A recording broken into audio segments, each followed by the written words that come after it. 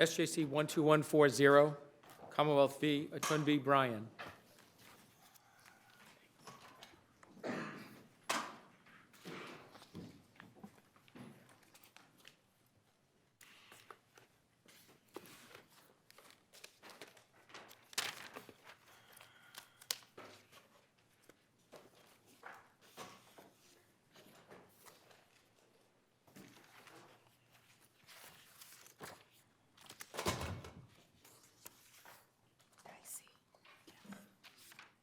Mr. Brandt, good morning still. Good morning, Chief Justice Gantz, and may it please the court. My name is Nick Brandt, and I represent the Commonwealth. With me today is Assistant District Attorney Gregory Henning, who was the trial prosecutor in the case. The question in this case is not whether a different judge could have reached a different result. Okay, the question is whether this particular trial judge's conclusion that a mistrial was manifestly necessary was within the range of reasonable alternatives. Could I stop you and just ask you? Certainly. I know we're reviewing someone's decision. Is it that we're reviewing the single justice's decision for abuse of discretion, or are we looking to the trial court judge's action for abuse of discretion? I think that this court is to look at the trial judge's action, Judge Roach's action.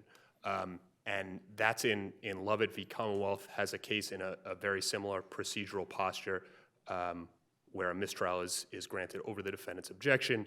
The defendant has his motion for a double jeopardy motion denied in the trial court. It goes to a single justice who rules adversely to the defendant, and then it winds up in front of the Supreme Judicial Court. And the Supreme Judicial Court says that they're going to treat the case as if it was here in front of them on direct appellate review and look at what the trial judge did and whether the trial judge abused her discretion. I'm sorry. That's Lovett? That's Lovett v. Commonwealth, and it's 393 Mass 444, and specifically it's at footnote 3.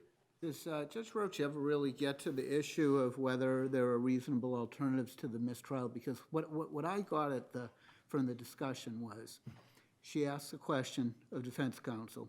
Defense counsel doesn't answer it. She asks it again. He doesn't answer it. And then he's answering an evidentiary question that has nothing to do with the ruling that she's already made. That must have been frustrating.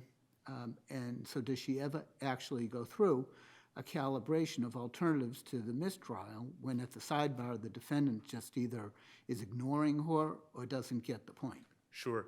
Justice Lowy, I think that the answer to that question is found in the discussion that Judge Roach has with the prosecutor immediately preceding her questions to Mr. Davenport, because Mr. Henning asks for a mistrial, and there's about 6 pages of back and forth where Judge Roach presses him, quite frankly, on why a curative instruction wouldn't do the trick, why it wouldn't work. So I think that's where you can see Judge Roach considering meaningfully that option, that curative instruction.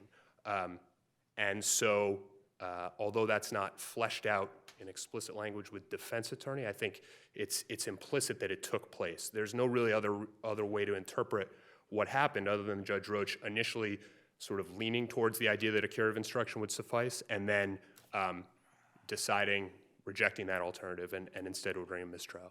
And is the reason that the curative instruction and the other remedies weren't available, because I read what was in the brief, I haven't had a chance yet to read the whole, I saw that there was one interchange with the prosecutor, but is it basically because the toothpaste is out of the tube? Is that? That's the Commonwealth's argument, and I think that it's maybe even more refined than that sort of colloquialism. Not only is the toothpaste out of the tube, but based upon the conduct of the way the entire trial unfolded and Mr. Davenport's interactions with Judge Roach, the toothpaste was going to keep being squeezed out of the tube, to stick on the metaphor, that it wasn't a one-time accidental elicitation of testimony that everybody knew was inappropriate and sort of could just be moved on from. Does that stem from the opening statement? That's part of the reason why I think that the court can see that implicitly, is that the only, I think, way to read the opening statement's language about there's more to the story, you're not getting the whole story, is that there's something else that Mr. Davenport wanted the jury to know. And that it was that the co-defendant had a criminal conviction for possessing a firearm. So again, I think that all fits into the idea that this wasn't going to be able to be moved past easily. Well, that's an important point. So Certainly.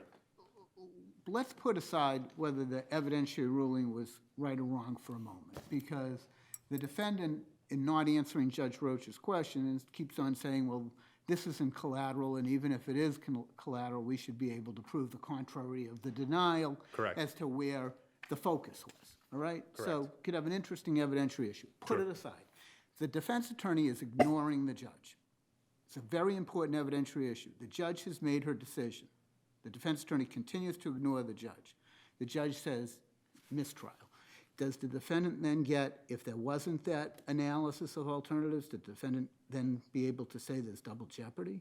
Well, I think that's what, and I'm blanking on the case off the top of my head. It's in my brief that suggests that a defendant can't engineer or participate in the mistrial happening and then reap the benefits, right? The older case, right? I don't remember if that's Jones or, I'm sorry, it's in the brief. But in any event, Justice Lowy, I think that's why this sort of Gestalt interpretation or Gestalt analysis of was there some analysis of the meaningful alternatives, that if that's met, then that concern is mollified. Isn't it, though, that the defense needs to have an opportunity to discuss this, too? And that the questions that the judge was putting, which were clearly, this is one frustrated judge. Sure. But it was like, why'd you do it? As opposed to, why can't we just give an appropriate curative instruction? The defense attorney never really was asked that question, was he? So he was not asked that specific question. So I guess the question is, how specific does the case law require the judge to be in terms of telling an attorney, here's your chance to be heard on this subject? As an attorney with some experience in practicing, after hearing the judge and the other side go back and forth for 6 pages specifically about the issue of whether or not a mistrial was going to be granted, when the judge turns to me, and I think it's important to see what Judge Roach's first words to Mr. Davenport were. They were, "I'll hear you, Mr. Davenport. What do you have to say for yourself?" That the only reasonable interpretation is that's a chance to be heard about whether or not a mistrial is appropriate here. As opposed to why I did what I did. Correct, and it's only when Mr. Davenport responds with the response judge that information should stand in evidence that's what shifts the conversation. So it was Mr. Davenport's choice to respond that way when given the floor that led to where it led. Counsel, sure. question for you. Putting aside trial counsel's conduct, how bad was it? I mean, was it so bad that you needed to have a mistrial in this case? Because that's the fundamental question in declaring a mistrial. It's manifest necessity. So I'd like to hear from you, what was it that made it so bad that it had to be a mistrial rather than curative instruction? Sure, and the only thing I'd add or tweak slightly, Justice Hines, is really we have to look at whether it was within reason for Judge Roach to make that determination as opposed to a de novo determination of whether or not it was that bad. Was it reasonable for Judge Roach to have concluded that it was that bad? And it was. The issue here was strictly one of possession. The defendant is alleged to have been sitting on top of a loaded firearm. Well, could I just interrupt you Of for 1 course. second on that? Because there's some, the single justice decision says that the firearm was in a console between the seats. I read something that it was on a floorboard. Where did the evidence come that he was sitting on it? Sure.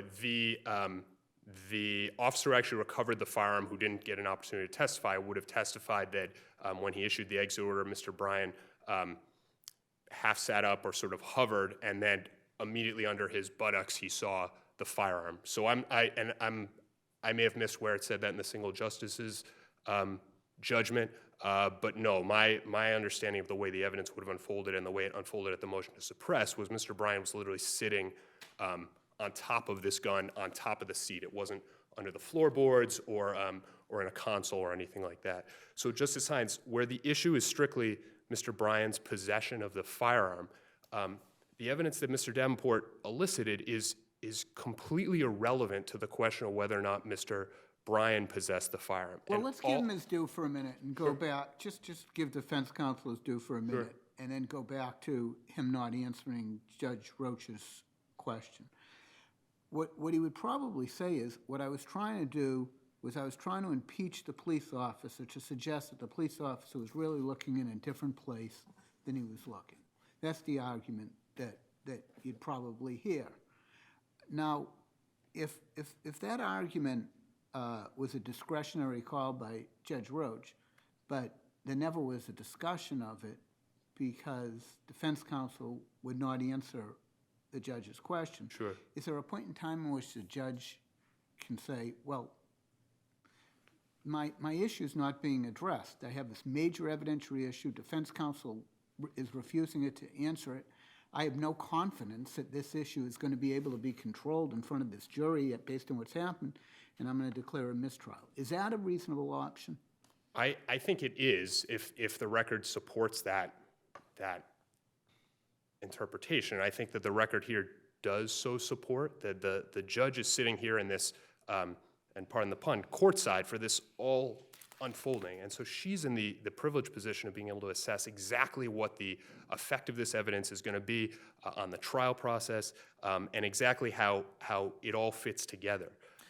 Well, the judge sent the jury home and said, come back tomorrow. The judge did not expect to call a mistrial until they had the final colloquy with Mr. Davenport. That's accurate, Judge. And part of the problem was caused because the Commonwealth didn't keep its part of the deal as to what it would bring into evidence with regard to the police officer. The deal was, as I understand it from the record, was that the police officer would, on direct, would admit that he had looked at the MBT, the terminal, and had found that there was a criminal record for the co-defendant and not for the defendant. That was how it was supposed to play out. And instead, the officer said, I checked the MBT, and it indicated that it was unclear as to whether the reference to the prior criminal record was to the defendant or the co-defendant. So that's how it was left on direct, and then it was left to the defense attorney to clarify, no, that record was only for the co-defendant, not for my client. And that's where he should have left it. But the fact of the matter is, you folks didn't help here. I guess, Chief Justice Gantz, I respectfully disagree that that's how the direct unfolded. I think... Well, I mean, I read it. I mean, how do you say it played Right. out? I mean, the police officer did not say that there was a criminal record for only the co-defendant and not for the defendant. Right. I don't think that, in reading the motion in limine, I don't think that was... I think that portion of the testimony was unexpected, and it was corrected immediately. Corrected by defense counsel. Correct, but Not by the prosecutor. But insofar as there had been some sort of injury, it was immediately corrected. It's page, I believe it's 239 of the Commonwealth Supplemental Record Appendix, where immediately it's clarified that the only criminal record was not for Mr. Bryan, it was for the front seat passenger. And so, insofar as there was any, I wouldn't call it the Commonwealth not holding up their end of the bargain, but insofar as that occurred at all, that error was corrected, and it didn't need to be dwelled upon any further. And it was drilled down by Mr. Davenport insistently and consistently, way beyond any need to simply correct the misimpression that the court is raising there. I mean, but one gets the sense that you have a police officer who is reluctant to be conceding things, and the defense attorney is seizing upon that. I mean, it is a bit of a pox on all your houses here. In fairness to Officer Daniele, Chief Justice Gantz, I think he was trying to be accurate with his testimony. If you go back to the motion to suppress transcript, and my brother cites the pages 20 and 21 of that, the officer never testifies in any way, shape, or form that his focus of his investigation was solely or exclusively on the front seat passenger because of this conviction. When he's asked by Mr. Henning, what's the significance of the conviction, the officer immediately says their behavior, the entirety of the interaction. In other words, the justification for the exit order was that the officer reasonably suspected there was a gun somewhere in the car, not that Mr. Bryan had it. So going back to Justice Lowy's point earlier, I agree that whether or not the judge was right or wrong in her ruling is sort of not germane at this point, but I don't know which side of the scale it weighs on, but she was correct on a number of different levels here in excluding this testimony, not the least of which was, I don't even know how you call this impeachment. It wasn't impeachment. So I'm sorry, go ahead. No, I'm sorry, go ahead.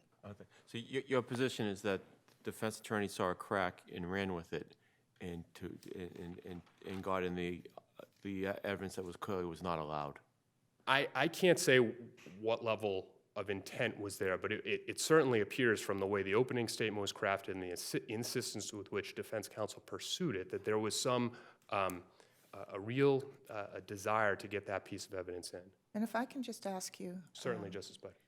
Where in the record is the judge's finding of manifest necessity? So the judge doesn't make an explicit finding of manifest necessity, but I'd suggest from reading the case law sort of in a global perspective that there's not a requirement of that explicit finding. In many of the cases, there's never a report in the opinion that there was some sort of written decision or magic words used. Commonwealth, I think it's Jones v. Commonwealth 379 Mass 607 says, and I quote, "No particular form of words is required. What is compelled is the thoughtful and careful exercise of discretion by a judge." Where's that?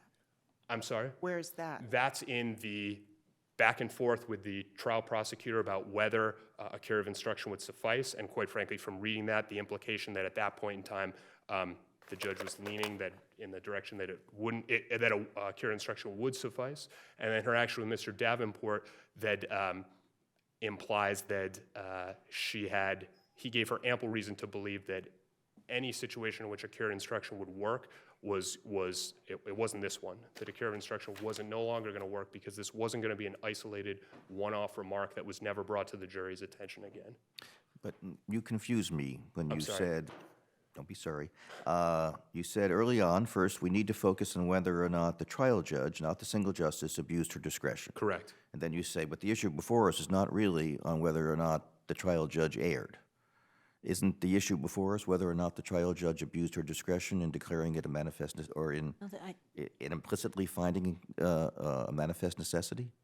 I agree with the final statement. I may be confused as to where I I lost think you, you were, Chief you were Justice saying Gans. we don't have to, I think you meant whether she erred or not in saying that it couldn't come in for Right. Whether that evidentiary decision was error or not. When I talked about error, that's what I was referring to. Okay, thank you. Thank you very much.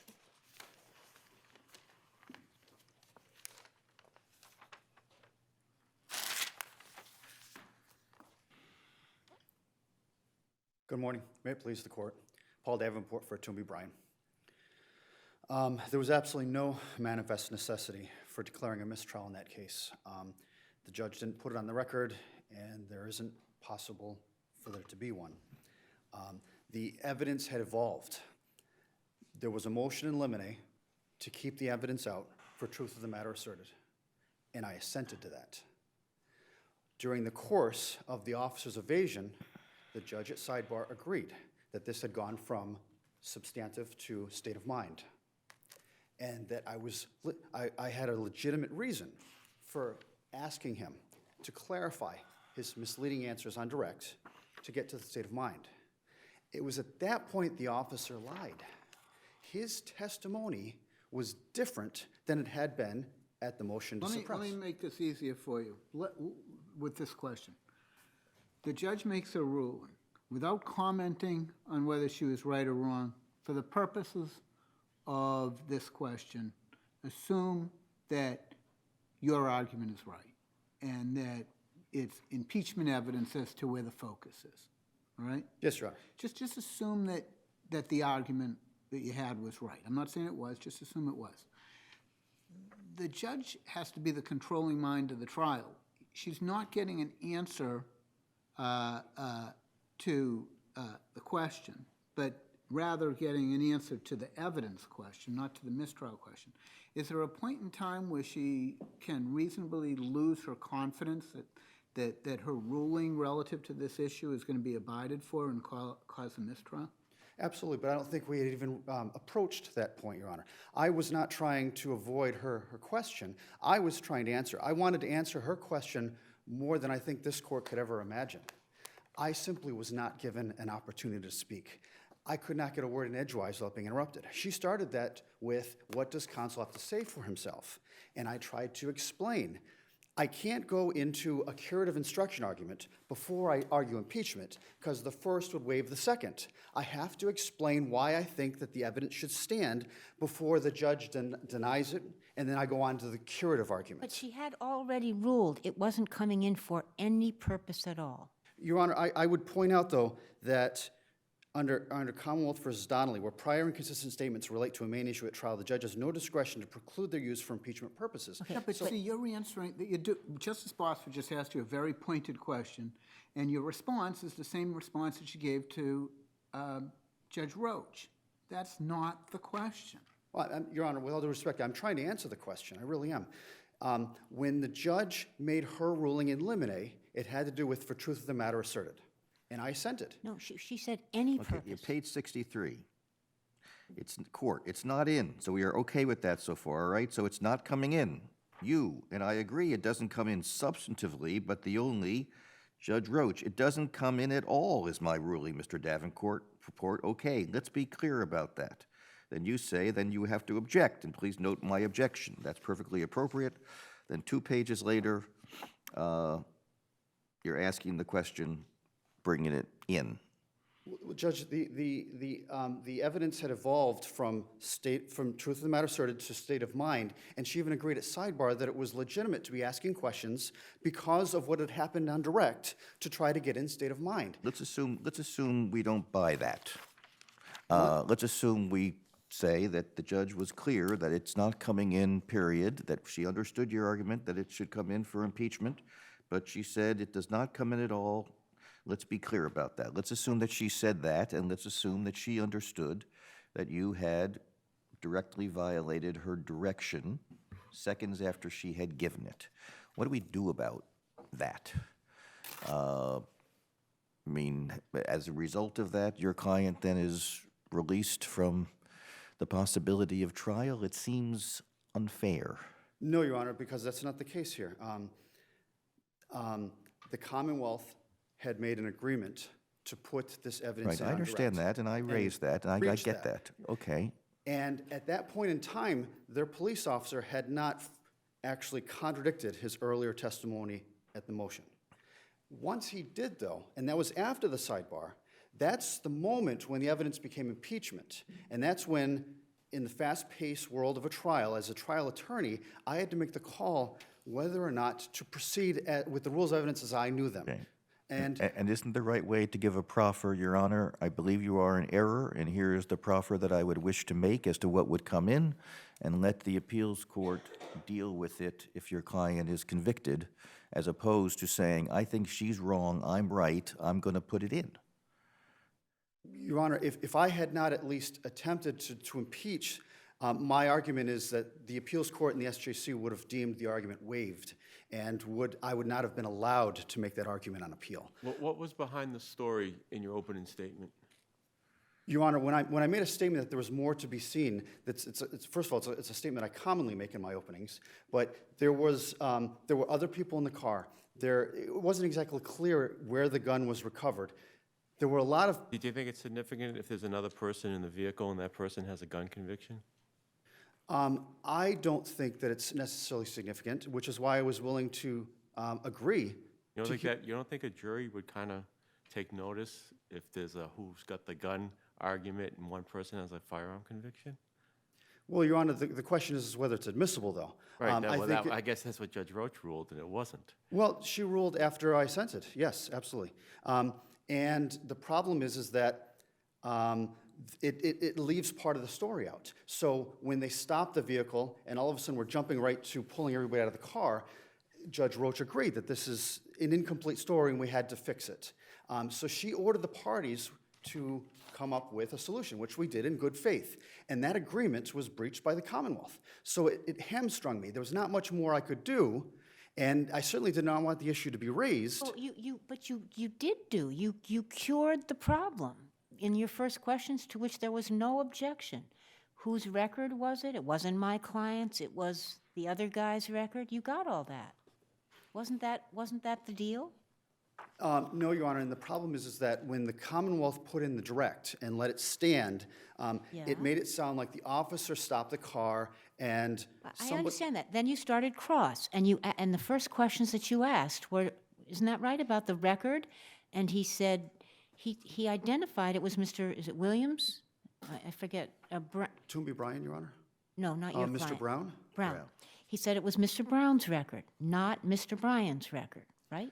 Well, the problem is that the officer didn't say that at first. Oh, I get that, but when you asked him the question, he answered that way, didn't he?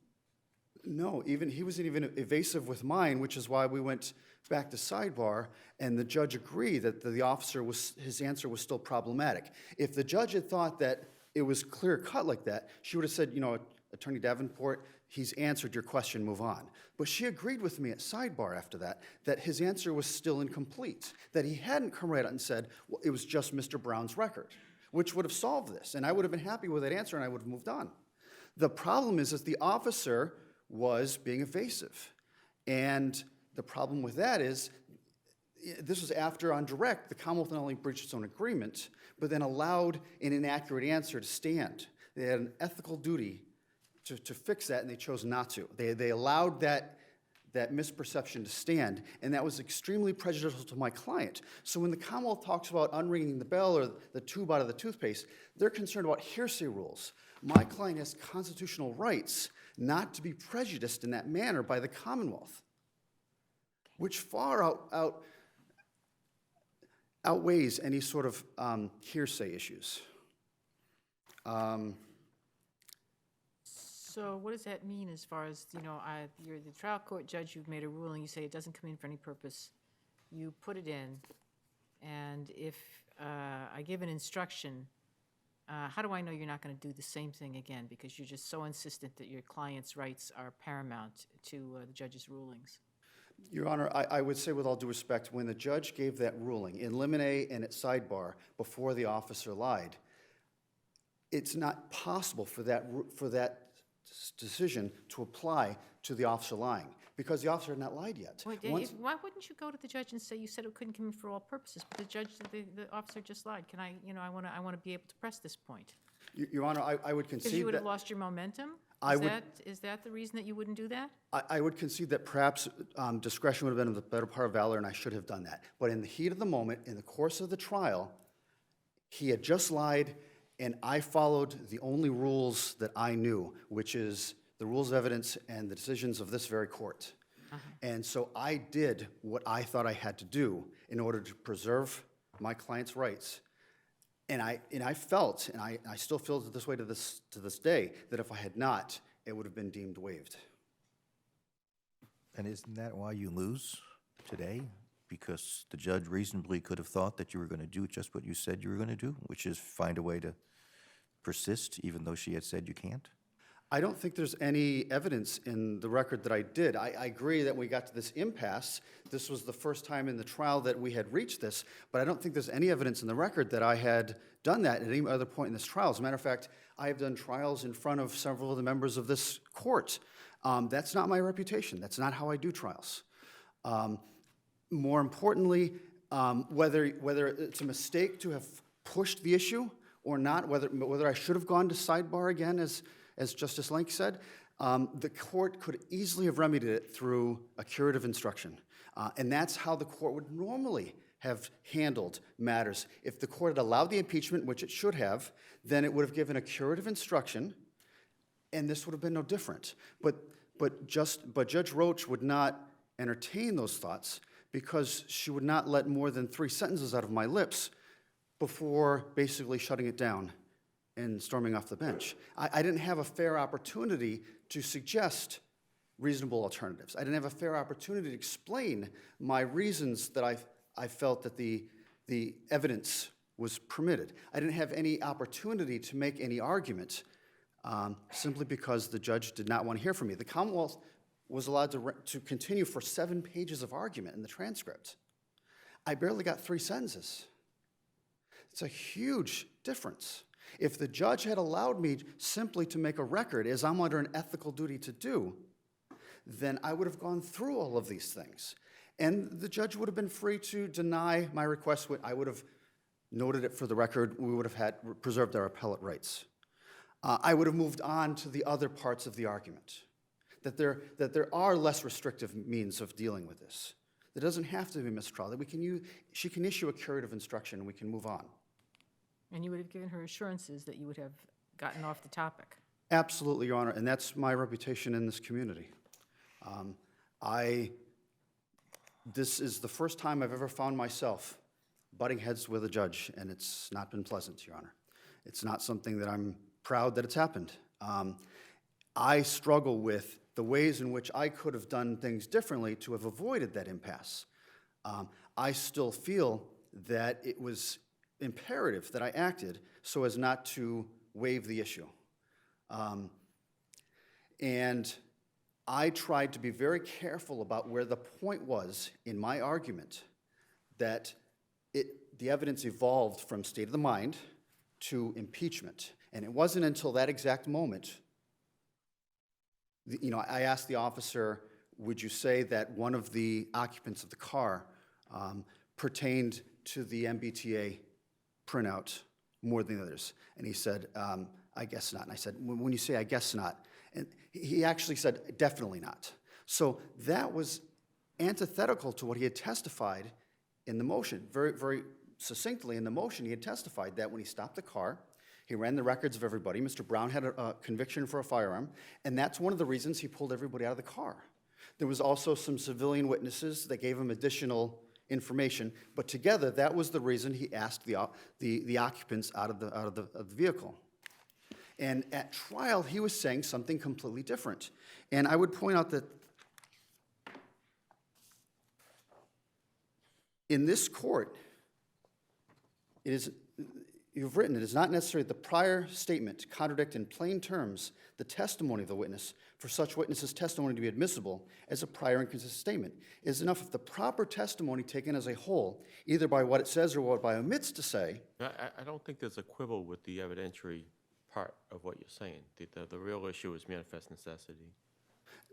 Great. Then I would argue that there was no manifest necessity, and the fact that I wasn't given an opportunity to be heard on less severe alternatives means that there could not have been manifest necessity. Now, if the shoe were on the other foot, and it was your client who had the prior conviction, and the prosecutor had found a way to slip into evidence, albeit under the claim that he was impeaching somebody or going to state of mind, that it was your client who had the prior conviction, I assume you would have asked for a mistrial, saying you can't get that fact out of the jury's mind. The issue is whose gun was it or who controlled it, and that can't be something I can remove from the jurors' minds. Your Honor, I guess I would have to say it would depend on the specific circumstances, and that's very different from here. I have had cases where I put my client in the stand and he's opened doors, and those doors have stood open. Similarly, the Commonwealth's police officer opened the door to that one, and they should have to abide by that. I would point out that my client has certain constitutional rights that the Commonwealth does not have, so it's a little bit different of an analysis. But as I said, I have encountered that, and I've been prepared to live with it. That is one of the risks of putting your client on the stand and having him potentially open doors. Okay, thank you. Thank you very much. We'll take our morning break.